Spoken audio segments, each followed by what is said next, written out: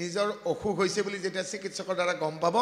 যিবোৰ বস্তু খাবলৈকে বাধা দিয়ে আৰু সেইবোৰ বস্তু যদি বাধা দিয়াৰ পিছত গ্ৰহণ কৰে তেতিয়াহ'লে তেওঁ ধৈৰ্য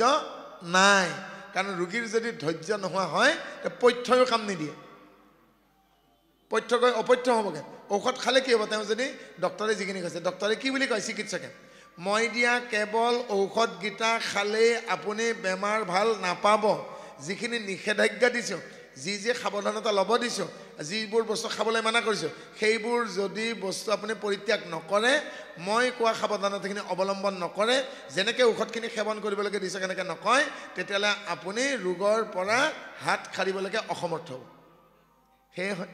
এনেকৈ ধৈৰ্যৰ পৰীক্ষা আমাৰ প্ৰত্যেক মুহূৰ্ততে কৃষ্ণ এৰামে মত চিত দিয়া যিটো তেজিয়া হৈ মায়া নিচিন্তে প্ৰাণীৰ দ্ৰোহ কৰৈ ভূত দয়া হৰি বুদ্ধি সদায় বাকু কৰে মান জানিবা উদ্ধম তাকে বুলি মহাদান আকৌ সুন্দৰকৈ কৈছে মত চিত্ত দিয়া যিটো তেজিয়া হৈ মায়া নিচিন্তে প্ৰাণীৰ দোহ এই কৰৈ ভূত দায়া সমস্ত ভূত মানে পঞ্চভূতি দেহমাত্ৰেই প্ৰাণী উৰণ বুৰণ গজন ভ্ৰমণ চাৰিমুঠি জীৱকে সেইজন ব্যক্তিয়ে দয়া কৰিবলৈকে সক্ষম হয় যিজনে প্ৰকৃততে নন ভাইলেশ্যন অহিংসালৈকে আহিছে অহিংসা প্ৰতিষ্ঠায়ং তৎসন্নিধৌ বৈৰী ত্যাগা অহিংসা প্ৰতিষ্ঠা কৰিব লাগিলে বৈৰী ভাৱ ত্যাগ কৰিব লাগিব মহৰ্ষি পতঞ্জলে ৫,৫০০ বছৰ আগতেকে তেওঁৰ পতঞ্জল যোগ প্ৰদীপত বা যোগ দৰ্শনত বিভূতি পাদত এই সমস্তখিনি কৈছেগৈ যে সেইজনেহে অহিংসালৈকে আহিব পাৰিব যিজনে ফুটদায়া কোনে কৰিব যিয়ে অহিংসালৈকে আহিছে তেওঁ কোনো প্ৰাণীৰ বৈৰী নহয় আৰু আগৰ দিনৰ যে আমি ৬০ সহস্ৰ ঋষিমুনিৰ নাম শুনিছিলোঁ এই বুলি ক'ৰবাত বেদত উপনিষদত পুৰাণত পাইছে নেকি অমুক অমুক ঋষিক বাঘে খালে অমুক অমুক মানে ঋষিক কোনোবা সিংহই খালে কাৰোবাক ভালুকে খালে শুনিলে নেকি কিহৰ কাৰণে তেওঁলোকে প্ৰকৃতিৰ বন্ধু আছিল বসুধৈৱ কুটুম্বকম আমি যেতিয়া প্ৰকৃতিৰ বন্ধু হ'ম আজি আপোনালোকক অনুৰোধ কৰিছোঁগৈ বিনা প্ৰয়োজনত হেলাগে বিষৰ গছেই হওক বিনা প্ৰয়োজনত আপোনালোকে গছৰ পাত এটাও নিছিঙিব বিনা প্ৰয়োজনত গছৰ পাত এটাও নিছিঙিব আমাৰ একো অধিকাৰ নাই আমি যদি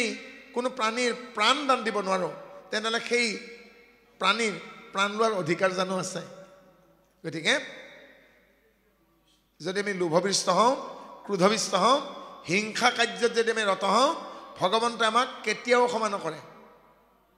কৃত কাৰিতা অনুমোদিতা লোভ মোহ পোহাক্ৰমা মৃদুমধ্যৌ অধিমাত্ৰা বিষ জ্ঞান অনন্ত ফলানি ইতি প্ৰতিপেক্ষা ভাৱনম যি হিংসা কৰে প্ৰথম পক্ষ যি হিংসা কৰোৱাই দ্বিতীয় পক্ষ যি হিংসা কাৰ্যত সমৰ্থন কৰে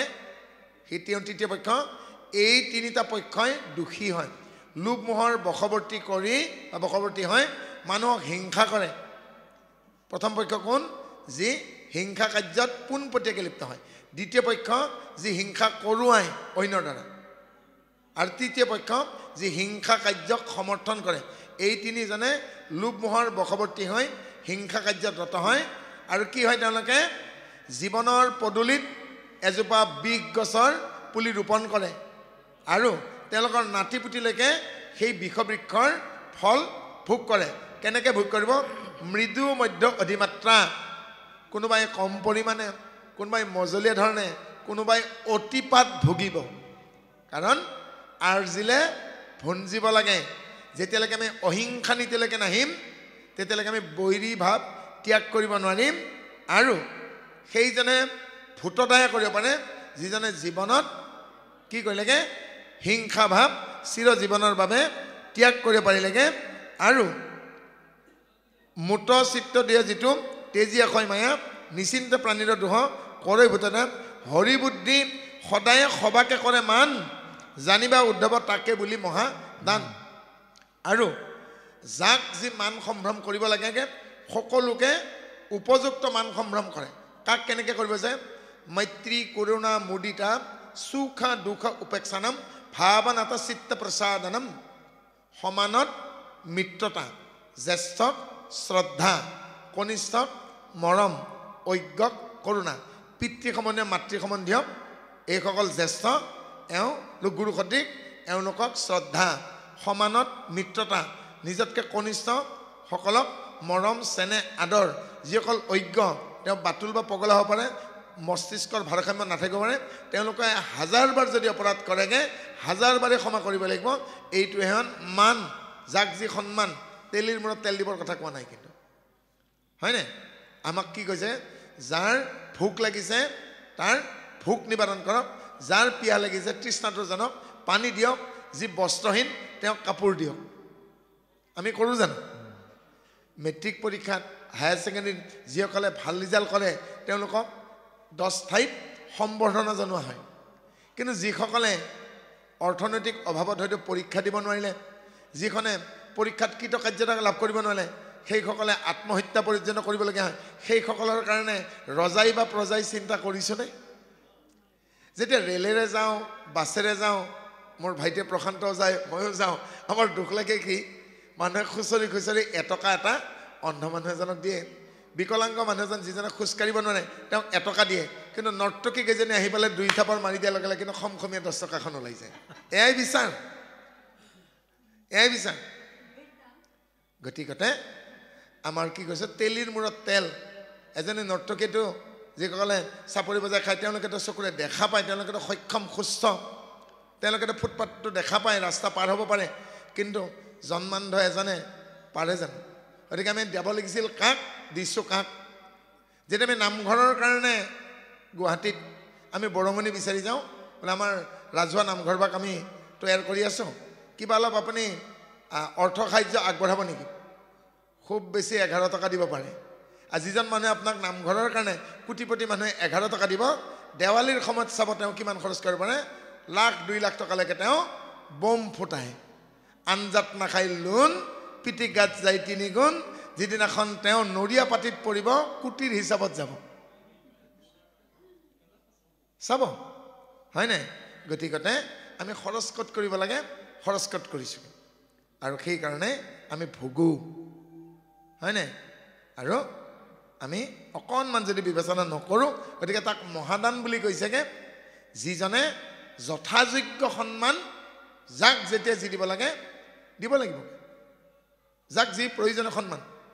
আগতেতো আমি শিক্ষকসকলক পৰি সেৱা কৰিছিল এতিয়াতো সন্মুখেৰে প্ৰধান শিক্ষক গুচি গ'লেতো এনেকৈ চকু নাচায় হয়নে এতিয়া আছে জানো সেই গুৰুৰ সন্মান অকণমান চাবচোন চাৰিওফালে কি আছে অৰ্থাৎ কি হৈছেগে অৱক্ষয় ঘটিছে অৱক্ষয় কিয় ঘটিছেগে এতিয়া যিবোৰ সন্তান পৃথিৱীলৈকে আনিছে পিতৃ মাতৃয়ে এয়া 100 জনৰ 90 জনে কামনাবশতঃ আহিছে এতিয়া ডেকা গাভৰুৱে বিয়া পাতক আপত্তি নাই সময় হৈছে তেওঁলোকৰ উপাৰ্জন আছে সুখৰ সংসাৰ আৰু ভাল হওক কিন্তু যিকেইটা সন্তান আহে ক'বলৈকে বেয়া তেওঁলোকে মাত্ৰ শৰীৰৰ চাহিদা পূৰণ কৰে শৰীৰৰ চাহিদা ইজনে সিজনৰ পূৰণ কৰে যে যিকেইটা সন্তান আহিব সেইকেইটা দেশৰ সুনাগৰিক হ'ব নোৱাৰে নেপোলিয়ন বোনাপাৰ্টে কৈছিল হে মোৰ দেশবাসী মোক 10 গৰাকী মাতৃ দিয়া সেই 10 গৰাকী মাতৃয়ে 10টা সন্তান দেশৰ কাৰণে আগবঢ়াব আৰু মই আপোনালোকক এখন স্বাধীন দেশ উপহাৰ দিম 10 গৰাকী মাতৃ আগবাঢ়ি আহিছিল 10টি সন্তান আগবঢ়াইছিল সেই 10টা সন্তানে নেপোলিয়ন বোনাপাৰ্টৰ সেনাপতি হৈছিল আৰু এখন দেশ উপহাৰ দিছিল গতিকে মাতৃজাতিৰ ত্যাগ অনস্বীকাৰ্য তাক স্বীকাৰ নকৰি নোৱাৰি আৰু সেই মাতৃজাতিয়ে দেশ মাতৃৰ কাৰণে নিজৰ সন্তানক যদি আগুৱাই নিদিলেহেঁতেন এতিয়াও আমাৰ ভাৰতবৰ্ষৰ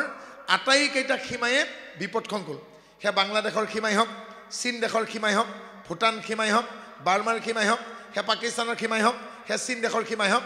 আটাইকেইটা বিপদসংকুল সীমান্তত আমাৰ আৰক্ষী আমাৰ নিৰাপত্তা বাহিনীয়ে আমাক ৰক্ষণাবেক্ষণ দি থকা নাইনে আৰু নিৰাপত্তা বাহিনীৰ সদায় আমাৰ বীৰ জোৱানবিলাক শ্বহীদ হৈ থকা নাইনে বীৰ চক্ৰ অশোক চক্ৰ পৰমবীৰ চক্ৰ পোষ্ট থমাছ এৱাৰ্ডবিলাক মৰণোত্তৰভাৱে তেওঁলোকক দি থকা নাইনে আৰু সেই বীৰকেইজনক কোনোবা মাতৃয়ে জন্ম দিয়াই নাইনে কাৰোবাৰতো এটা সন্তানো আছিল তে সেই মাতৃকেইজনীয়ে দ্ৰৌপদীৰ দৰে ত্যাগ স্বীকাৰ কৰা নাইনে হাঁহি হাঁহি নিজৰ স্বামীক মূলা গাভৰুৱে যেনেকৈ আগবঢ়াই দিছিল কনচেং বৰপাত্ৰ গোহাঁইক নোৱাৰিলে অকণমান অসুবিধা হোৱাৰ কাৰণে তেওঁ কবচ কাপোৰখন ৰাতিৰ ভিতৰতে বৈ দিব নোৱাৰিলে কিন্তু মূলা গাভৰুৱে কি কৰিলেগৈ কান্দিটো থকা নাই নিজেই ৰণৰ ৰণুৱা হৈ পুৰুষৰ দৰে ওলাই গ'ল নগ'ল জানো দেশ মাতৃৰ কাৰণে ওলাই যা কিন্তু আমাক বুৰঞ্জীত মূলা গাভৰুৰ কথা নকয় জয়মতীৰ কথা নিশিকায় আমাক বুৰঞ্জীত কি পঢ়িবলৈকে দিলে সৌ বিদেশী যিকেইজন আক্ৰমণকাৰীয়ে ভাৰতবৰ্ষক লুটি পুটি খালে যি বিদেশীৰ আক্ৰমণৰ কাৰণে দিনৰ বিয়াখন আমি ৰাতি পাতিবলগীয়া হ'লগৈ সেইকেইজনৰ কাৰণে দিল্লীৰ ৰাজপথলৈকে যাওঁ ভাৰতীয় বীৰ বীৰাংগনা যিসকলে তেওঁলোকৰ মনত ৰাজপথ কিন্তু নাই যিসকল ভাৰতবৰ্ষক লুটি পুটি খালে ভাৰতবৰ্ষক জ্বলাই পেলালে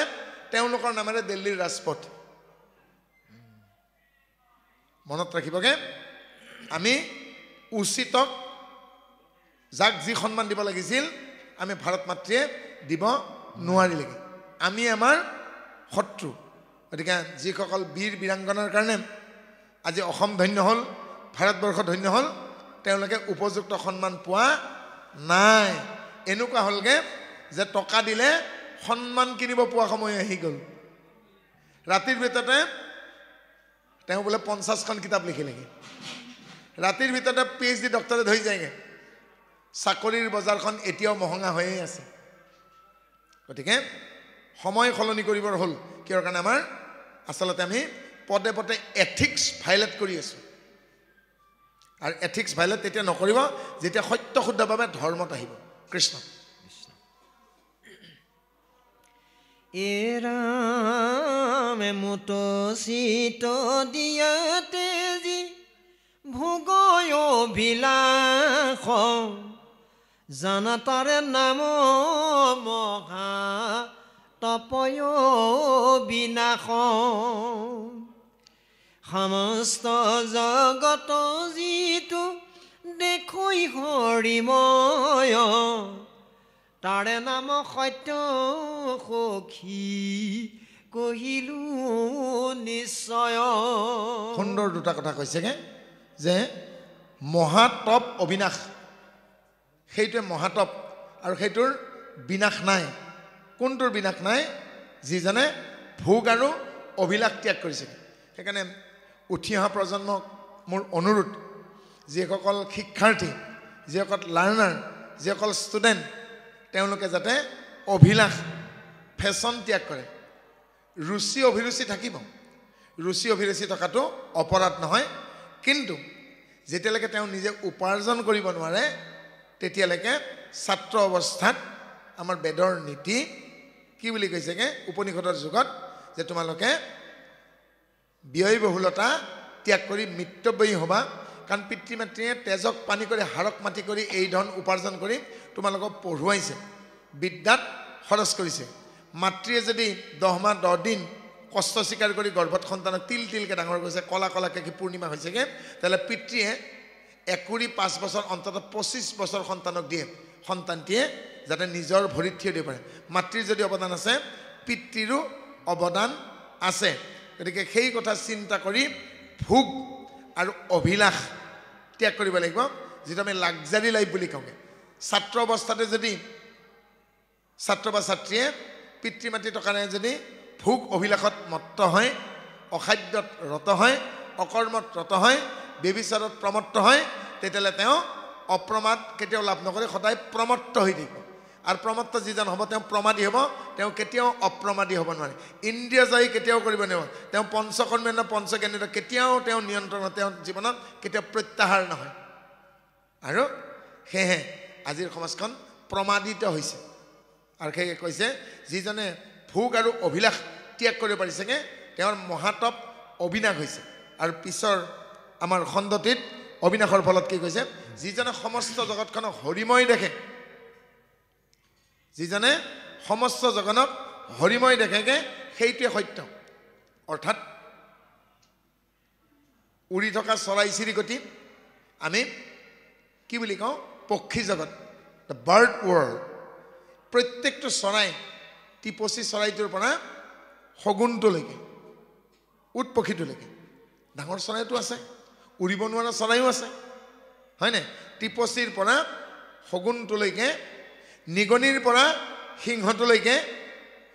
ওপৰ চকুৱা দৰিকণা মাছটোৰ পৰা 20 মিটাৰ দীঘল বা 40 মিটাৰ দীঘল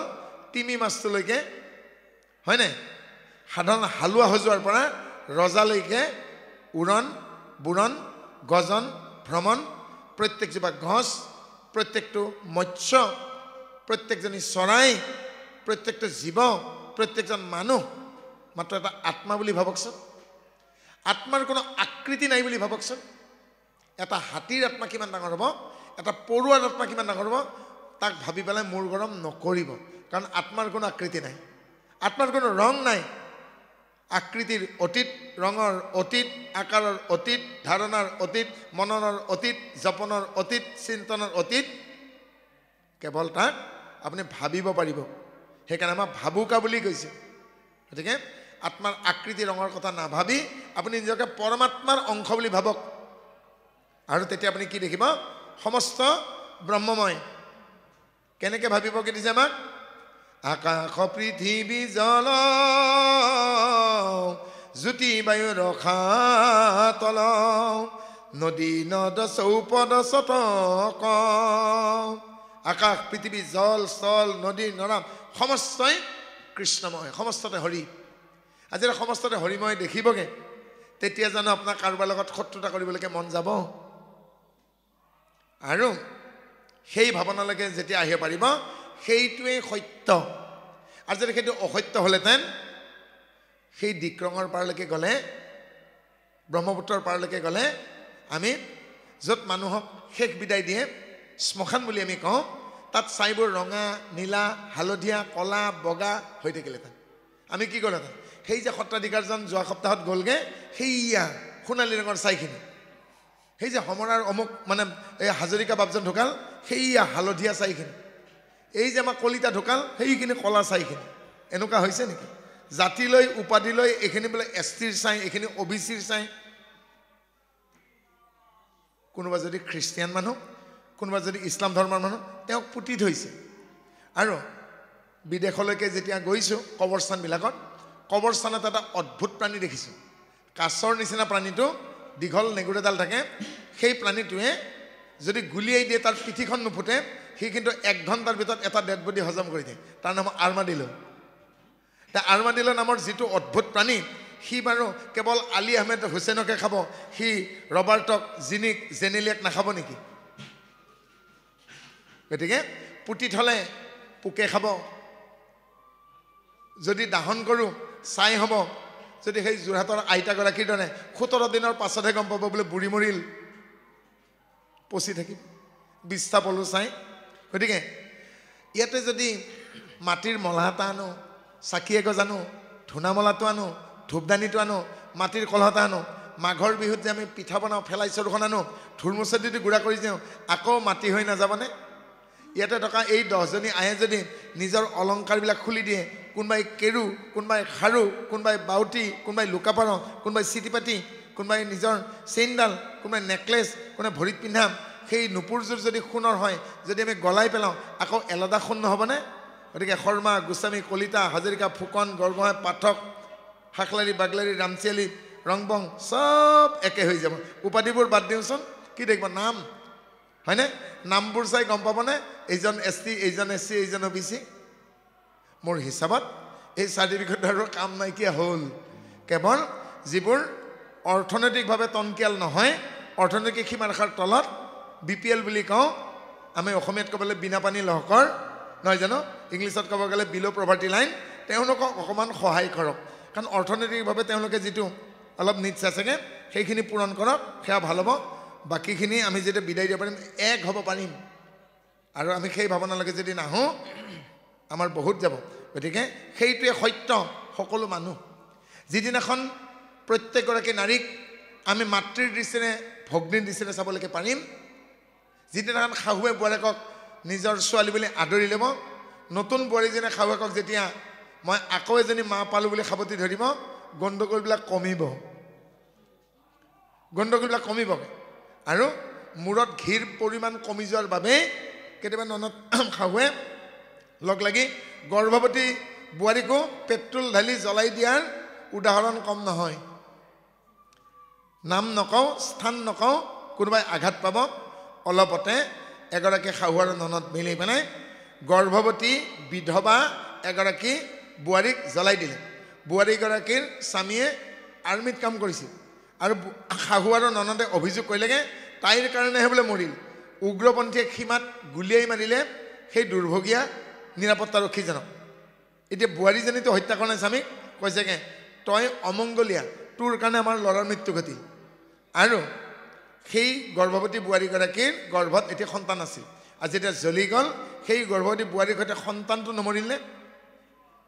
আৰু কঁঠাল চোৰৰ আঠাইছিল হাঁহ চোৰৰ পাখি আছিল প্ৰমাণত ধৰা পৰিল ননদ আৰু শাহু জেলৰ ভাত খালেগে ৰাইজে ঘৰটো জ্বলাই দিলেগে এতিয়া এই ঠাণ্ডাত কোবকেইটা কোনে খাইছে অকমানো যদি চিন্তা কৰিলেহেঁতেন আমাৰ ভৱিষ্যতটো কি হ'ব মানুহে লোভৰ বশৱৰ্তী হয় মোহৰ বশৱৰ্তী হয় ভৱিষ্যতো নেদেখে পানীৰ তলৰ কাইট যেনেকৈ নেদেখে নিজকে অমৰ বুলি ভাবি এনেকৈ এটা বিল্ডিং বনাই তেওঁ যেন 1000 বছৰ থাকিব তাজপাতৰ দৰে খহি পৰিবগৈ প্ৰতিমা পাণ্ডে আইতাই কি গালেগে দিনে দিনে খচি অহা পৰিৱেশ ৰংগিলা দালানেৰ মাটি হাই মোৰ গুৰুজী কোন ৰঙে কেৱল ইকৰা সাগৰীৰ ঘৰবিলাকৰ ওপৰত মচি দিয়া গোবৰ মাটিখিনিয়ে খহি নপৰে ইটাবালি চিমেণ্টেৰে সজা ঘৰবিলাৰো চিমেণ্ট খহি পৰে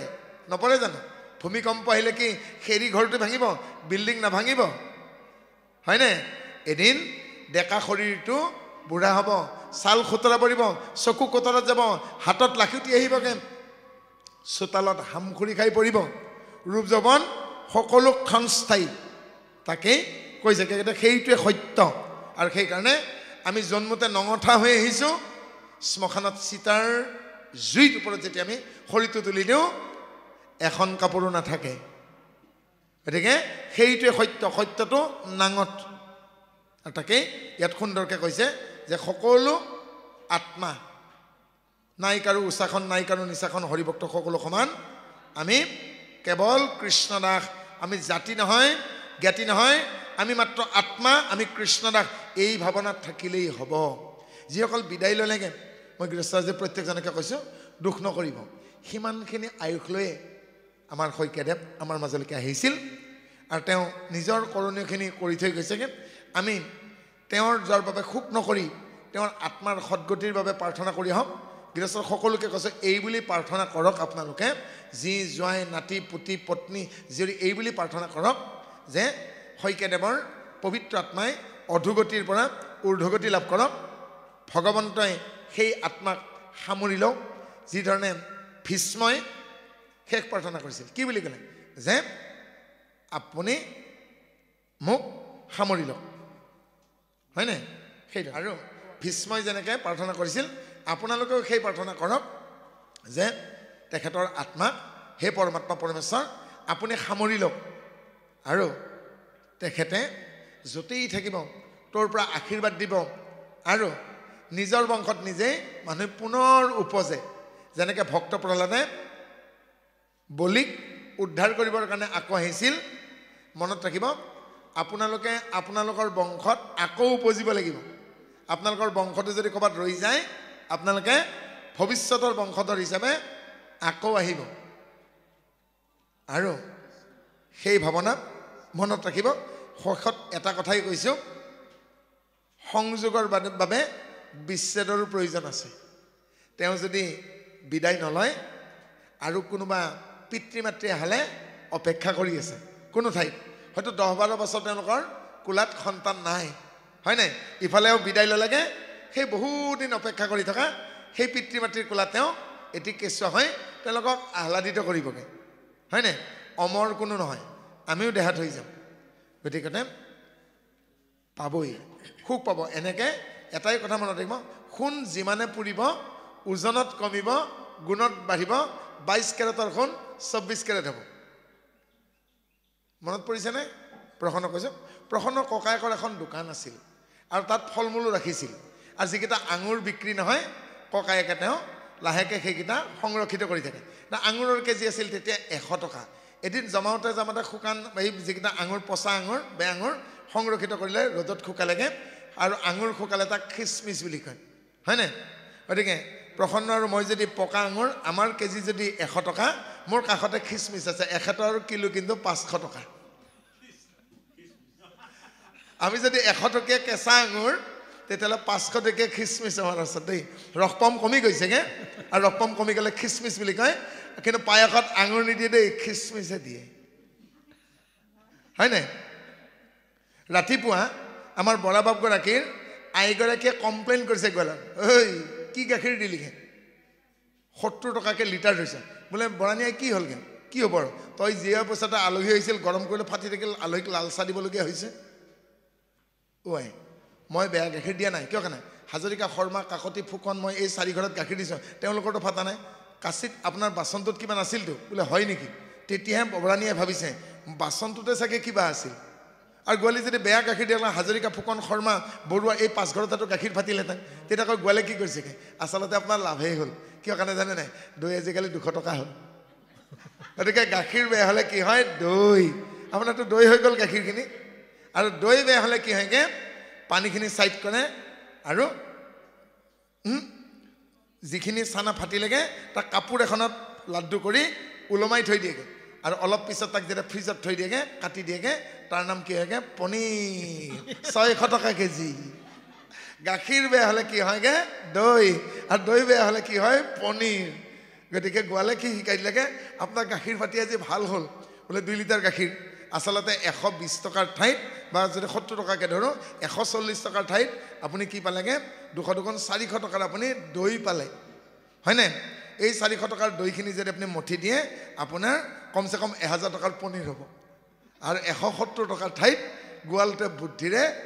তেওঁ 1000 টকাৰ টুপি পিন্ধাই দিলে তাৰমানে আমি কি কমালো বস্তু কেতিয়াবা বেয়া হ'লেও দাম বাঢ়ে মানে গাখীৰ যেতিয়া বেয়া হয় দৈ হয় দাম নাবাঢ়ে জানো দৈ যেতিয়া বেয়া হয় কি পনীৰ নহয় জানোকে আৰু দাম বাঢ়িল হয়নে কেতিয়াবা ভুল কৰিলেও ভাল হয় খ্ৰীষ্টফাৰ কলম্বাছে নেভিগেশ্যনত ভুল কৰোঁতেগে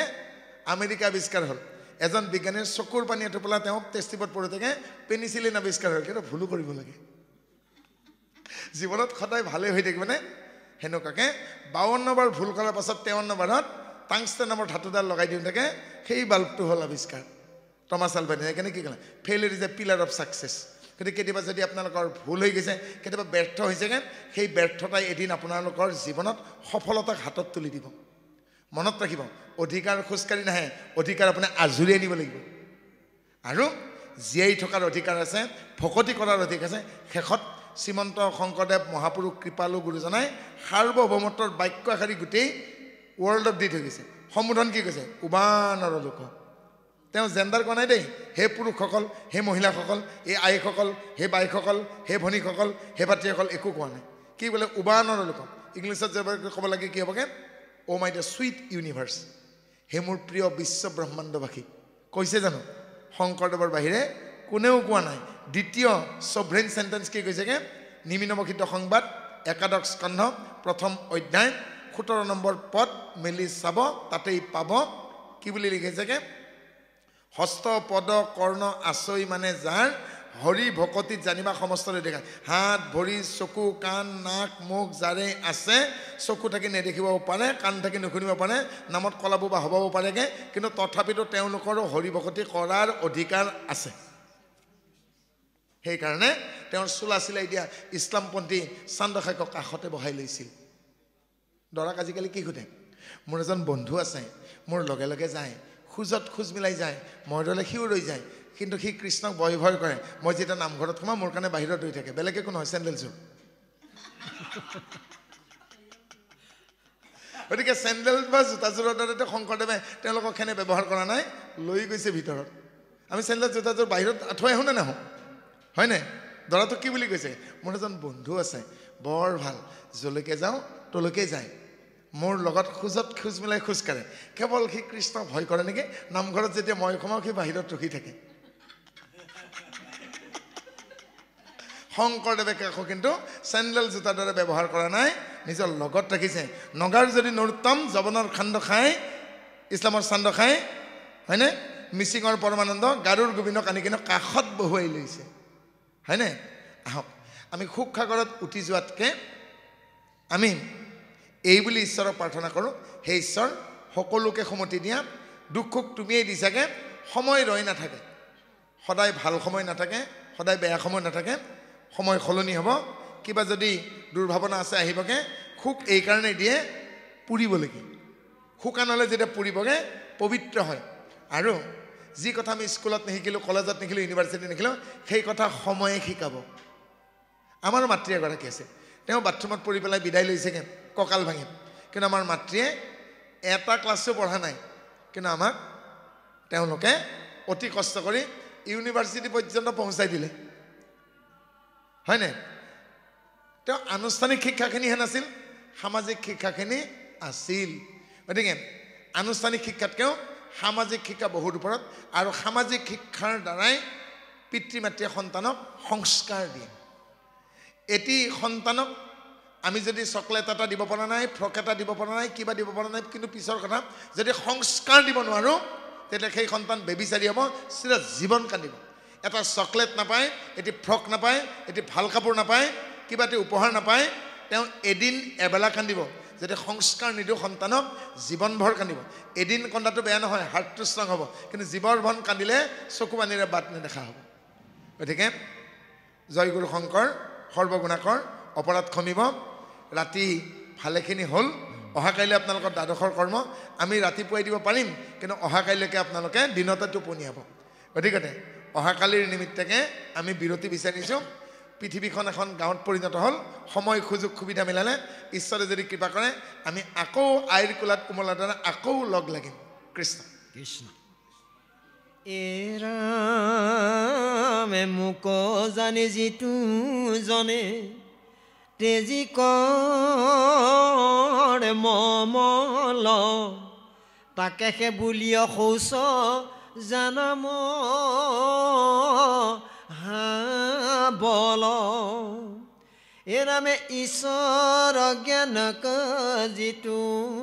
দেও উপদেশ, তাকে সে দক্ষিণা বুলি নাহিকে সন্দেহ। মাত্ৰ এই শেষ সত্য দুটাকে আপোনালোকক ক'ব কৈছোঁ যে যাক আমি খাদ্য খাওঁ আৰু খাদ্যবোৰ পেটত পাচন ক্ৰিয়াৰ ফলত আমাৰ কি হয়গৈ, ইয়াত দুভাগত বিভক্ত হৈছে। কিডনীত গৈ পেলাই পানীবোৰ চেকা খায়। আমাৰ যি কিডনী বুলি কওঁ, আচলতে অসমীয়াত বৃক্ক বুলি ক'ব লাগে।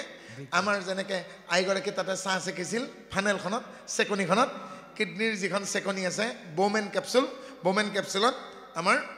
পনীয়াখিনি চেকা খাব, পেচাবখিনি চেকা খাব, আৰু মূত্ৰবাহী নলীৰে শেষত গৈ পেলাই আমাৰ তললৈকে নামি যাব, আৰু আমাৰ পাকস্থলীৰ পৰা দুটা নাম অংশ পাৰ হৈ ক্ষুদ্ৰান্ত, তাৰপিছত বৃহদান্ত পাবগৈ, আৰু শেষত মলদাৰেৰে গোটা বস্তুবিলাক বৰ্জন হ'ব, আৰু জননেন্দ্ৰিয়েৰে পেচাব হিচাপেকে বৰ্জনীয় পানীখিনি বাহিৰত হৈ যাব, আৰু শোষকবিলাকে লগা বস্তুবিলাক শোষণ কৰি তাৰ পৰা যিবিলাক স্নেহ পদাৰ্থকে আদি কৰি ভিটামিনকে আদি কৰি শৰীৰক সংৰচনাত যোগান ধৰিব। কিন্তু যিখিনি অদৰকাৰী পানী তাক পেচাব হিচাপে পৰিত্যাগ কৰিব, যিখিনি অদৰকাৰী গোটা আৱৰ্জনা সেইখিনি তাক মল হিচাপে পৰিত্যাগ কৰিব। যিটো কৰ্মৰ বাসনা সেয়া আমাৰ শৰীৰে জননেন্দ্ৰিয়েৰে বৰ্জন কৰা পেচাব আৰু মলদাৰেৰে বৰ্জন কৰা মলতকৈ কোনো গুণে বেলেগ নহয়। অৰ্থাৎ কৰ্মৰ যিটো বাসনা, উল্টাকৈ কৈছোঁ ৰিটাৰ্ণ এক্সপেক্টেশ্যন, প্ৰত্যাশা, প্ৰত্যাশা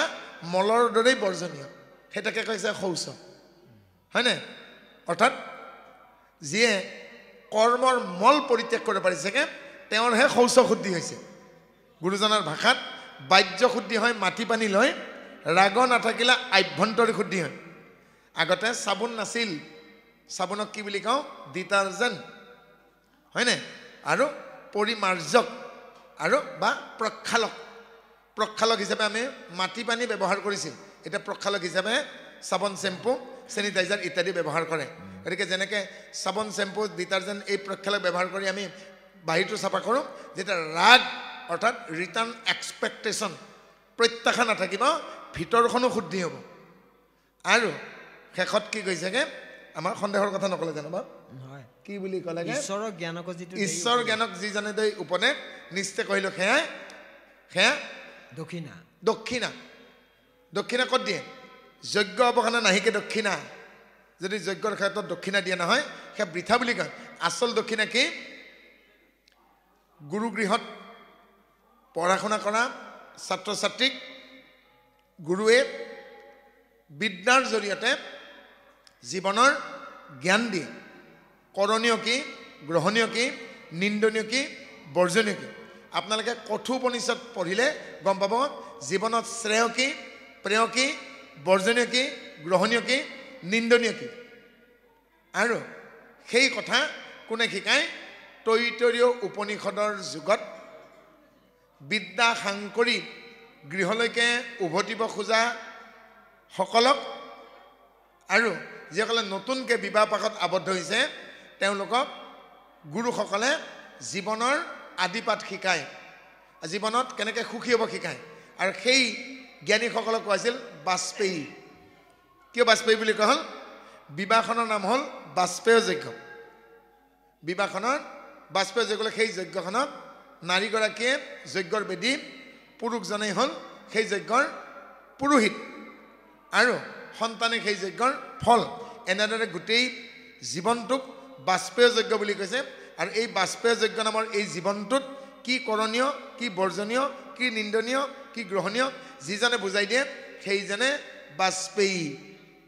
আৰু বাজপেয়ী সেই যুগত আছিল এজন বিশিষ্ট পণ্ডিত আৰু সেই যিগৰাকী বাজপেয়ীয়ে যি দান কৰে যাক পাই পেলাই ছাত্ৰ ছাত্ৰী উপকৃত হয় জীৱনত ধন্য হয় আৰু সেয়াকে কৈছে দক্ষিণা সন্দেহ আৰু সেই যে প্ৰকৃত দক্ষিণা আৰু তাৰ বাদে আৰু তাত কোনো সন্দেহ নাই অৰ্থাৎ নিসন্দেহে জানো গুৰু লগা বিদ্যা পাখি লগা কাৰ আৰু গতিকে যিসকলে সেই বিদ্যা লাভ কৰিবলৈকে সক্ষম হৈছেগৈ আৰু সেয়া তাতকৈ ডাঙৰ দক্ষিণা নাই সেইকাৰণে গুৰু ঋণ খোজা নাযায় কৃষ্ণ এ ৰাম মোত চিত্ত দিয়া যিটো কৰৈ ধৰ্ম কৰ্ম তাৰে নাম যজ্ঞ সখী কৈলো এইটো মৰ্ম তাকে বুলি ভাগ্য যিটো জানিলে আমাকো শুনা প্ৰাণ সখীয়াবে এ লাভ বুলি তাক হৰি ৰাম ৰাম তাকে বুলি ভাগ্য যিটো জানিলি আমাক শুনা প্ৰাণ সখীয়াবে লাভ বুলি তাক হৰি ৰাম ৰাম ৰাম জয় ৰাম জয় ৰাম জয় নাৰায়ণ জয় নাৰায়ণ জয় কৃষ্ণ জয় কৃষ্ণ জয় জগতগুৰু শ্ৰীমন্ত শংকৰ জগতগুৰু শ্ৰীমন্ত ঔ হৰি ঔ ৰাম অপৰাধ বিনাশন তয়ো নামে নাৰায়ণ জানি নামে পখিলো শৰণে আনগতি নাই মৰণে অপৰাধ ক্ষমা কৰি তুমি দয়া হৰি মোক ৰক্ষা কৰিও চৰণে ৰাম মোক ৰক্ষা কৰিও চৰণে কৃষ্ণ কৃষ্ণ ঔ হৰি ঔ ৰাম শ্ৰীমন্ত শংকৰ হৰি ভকতৰ জানা যেন কল্প বিনাই নাই নাই নাই আমাৰ পৰম গুৰু ৰাম তাহান্ত বিনাই নাই নাই নাই আমাৰ পৰম গুৰু কৃষ্ণ কৃষ্ণ হৰি ৰাম নমো নাৰায়ণ মতে ভকতি কৰিব তোমাত হৰি হৰি হৰি